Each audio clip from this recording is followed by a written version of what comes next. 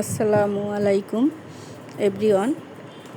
আমি আজ আপনাদের একটি আদর্শ ভর্তা রেসিপি শেয়ার করছি।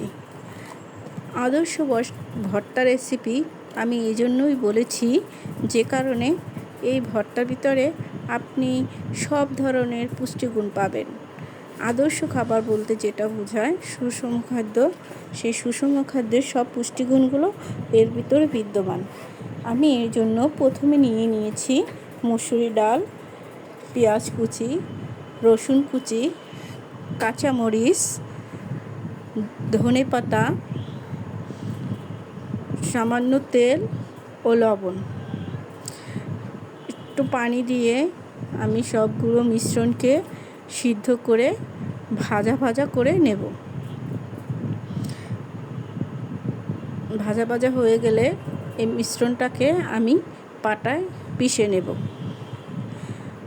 যারা পাটায় পিষতে কষ্ট মনে করেন তারা এগুলো ব্লেন্ডার করে নিতে পারেন। আসলে ব্লেন্ডার করলে স্বাদটা তেমন আসবে না, পাটায় পেষা ভর্তা টেস্টই অন্যরকম। আপনি পাটায় পেষার পরে এটা এমন একটা সুন্দর কালার এবং একটা টেস্ট আসবে, যা খেলে আপনার দেহের সব পুষ্টি চাহিদা পূরণ হবে এবং সুন্দর স্বাদ পাবেন।